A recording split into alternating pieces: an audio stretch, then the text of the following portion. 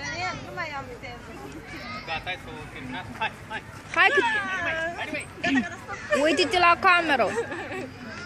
Te filmez. Nu am fost viteză. Gata. Pun pe YouTube. Cât stă Alex? Vacanță, sigur, îți dai seama. Daniel, tu trebuie să o stimulezi. Cum? Trebuie să o stimulezi. Haide, Magda! Hai, Magda, aleargă, să prinzi sticlă. Hai, hai, hai, hai, hai, Mi sete, Daniel. Nu mi sete.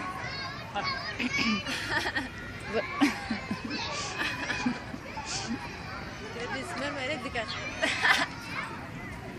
Da. N-ai voie? Torne în nas. N-ai pai?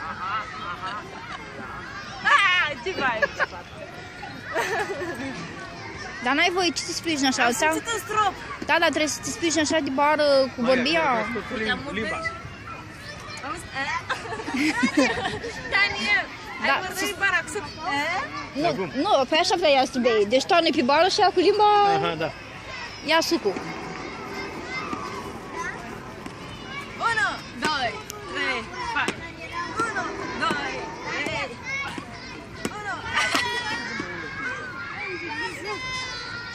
Stai că mai este un aparat. Stai că mai este un aparat.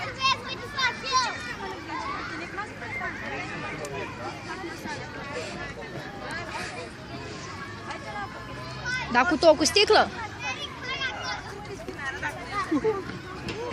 Trebuie să cum să dai din picioare, cazi rost greu. Da.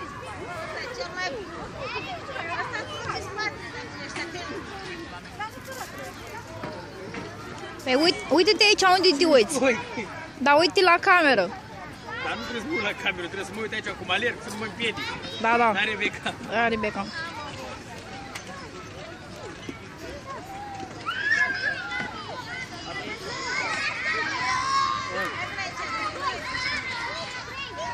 Hai așa, ca să alerg aici.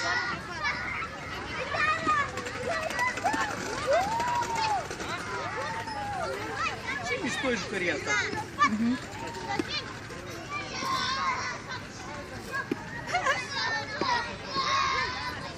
Parcă te văd cu fața de pământ. Nu. Am mai văzut vreo doi de asta.